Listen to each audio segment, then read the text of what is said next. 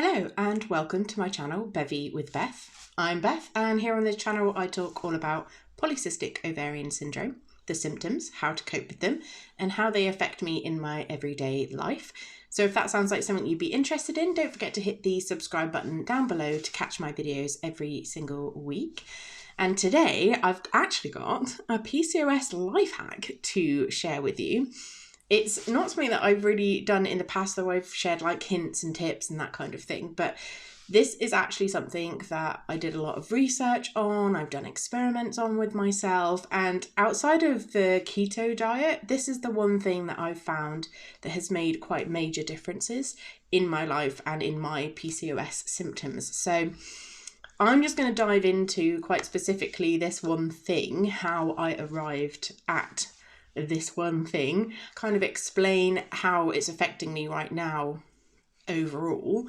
But I will be doing a video later on to kind of go into how exactly I'm using it, what's really happening, and my personal experience with it in a bit more depth in a later video. So again, don't forget to subscribe so that then you will catch that video as well.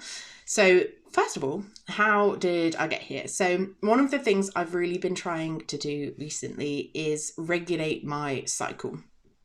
I have tried lots of different forms of the contraceptive pill to manage my symptoms, and for some reason back in 2019, at the end of 2019, things just really stopped working for me. And while we spent a lot of time at home during 2020 and 2021, I thought, with not having to travel into work and all that kind of thing, that would be a good time for me to start experimenting, really coming off of contraception and trying to see if I can manage my symptoms myself now that I'd got a handle on the insulin resistance side. So I've been looking at trying to regulate my periods since I came off of contraception. And I just found they were completely hapdash. Like I couldn't plan for them. I couldn't really track them. There was no real rhythm to them at all. And I know that it can take 6 months to a year for contraception to come out of the system, for those things to kind of start happening. But I wanted to look at what I could do, what I could consume that was going to support me.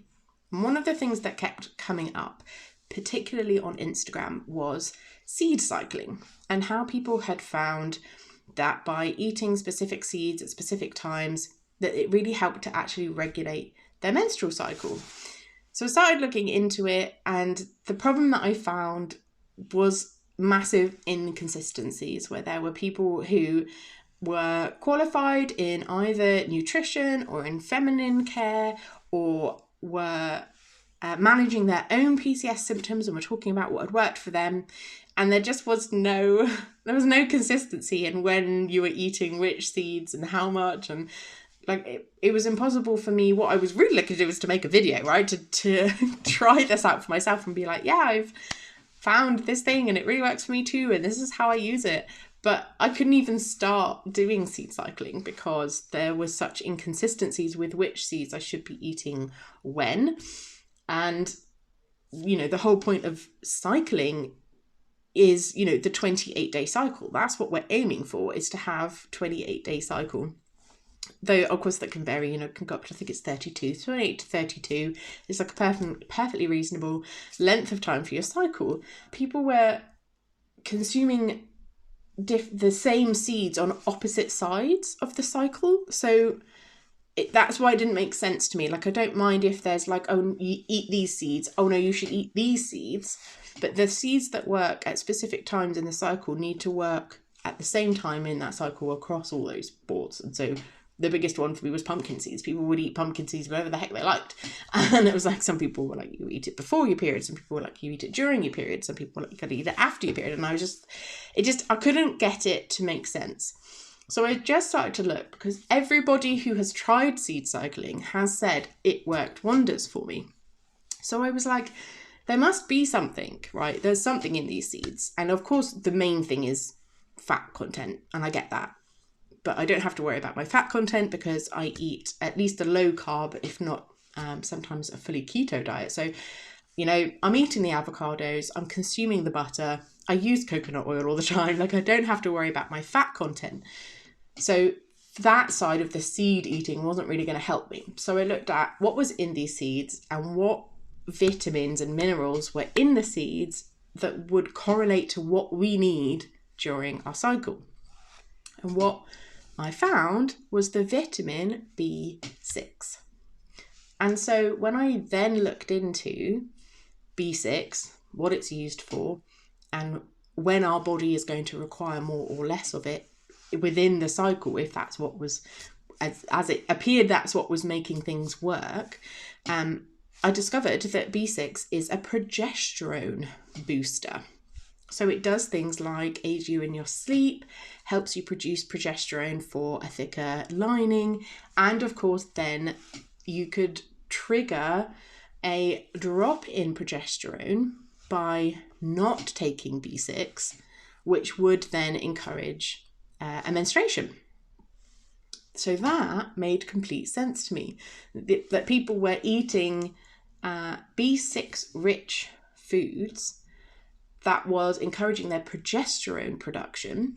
And then when they stopped eating those B6 rich foods for a period of time, that would generate a menstruation. So it all makes complete sense to me now. So instead of faffing about with seed cycling, if it's the B6 in the seeds that are really contributing to the menstrual cycle, I just need to start taking B6. And I'd already actually had some because I'd read about B6 being good for sleep. And sleep is like my main goal. I just want to get to solid 8 hours of sleep every day. That's what I'm aiming for. So I already had some B6 on me. So I decided to start an experiment with taking B6 for 2 weeks and not taking B6 for 2 weeks and kind of see what happened. And I can honestly say that now I've been doing it for 6 months. 6 months? 6, 7 months? That it works. It actually works. I can start to predict when I'm going to have a period. I take B6 for 2 weeks and then I don't take it for 2 weeks. And normally kind of at like 2 or 3 days after I stop taking the B6, I know that I will start to bleed. If I stop taking it, I normally stop taking it at the weekends, and then it'll be somewhere between Monday and Wednesday. So I'll take it on Friday night and I'll stop taking it on Saturday night, and then normally by Wednesday, whether that's Monday evening, some point during Tuesday, or I'll wake up on Wednesday morning and I will have my period. There's only 2 problems that I have found for me personally with doing this new system. And the first one is keeping track of when I started taking the tablets again. So to start taking them again is really easy because it's just 7 days from when I last had any bleeding. So I can work that out quite easily because periods are a big blip in my week. So I know when that happened and when it stopped, and counting 7 days after that is easy. And I'll start taking them again. And then I'm like, boop, boop, boop, back into this routine of adding them into my daily supplement regimen. And then I'm like, has it been 2 weeks yet? That's one of the things that's causing the lack of consistency of when I start my periods, where I can't really say, oh yeah, it's definitely just a 28-day cycle. Is because I'm probably not as consistent with taking it and not taking it as I should be. And then the other thing is that I still don't have a 28-day cycle, definitely because I'm like 95% certain I'm only ovulating out of one ovary. So despite the fact that I'm taking B6, I'm still not getting the egg release, and I am finding that I'm having every other period. I'm not completely certain about my hormone levels at that time, but there definitely seems to be a correlation between whichever ovary it is not releasing an egg and then me not having a bleed, even though I'm still doing the B6 exactly the same. So there's some kind of chemical imbalance there, I think, where that lack of egg is kind of like not triggering the whole process. So I try to still continue where I will then not take the tablets for 2 weeks, and if I don't bleed in that time, then that doesn't matter, that I still only have 2 weeks off, and then I will start the B6 again. And then I find the next time that I stop taking the B6, I do get a period, and that has been very consistent for me, where it's like every other time I get a period. So I'm looking at kind of trying now, I can be a lot more definite of it only being 14 days of taking the tablet and 14 days of not having the vitamin. And then I also want to do a lot more tracking around my symptoms during those off B6 times where I'm not actually bleeding, so that I can kind of see what else might be going on that's kind of causing this lack of bleed, so that I'm only having a period every other month, and try and work out what those details are. That is my life hack, my friends, is get these some B6, and it will really help to regulate your periods. But like I said, I'll do a video on how I really do that and what it really looks like in a bit more detail, more of a how-to video later on. So I hope you found this helpful. Let me know if you have any questions or comments down below. Thank you so much for watching, and I'll see you in the next one.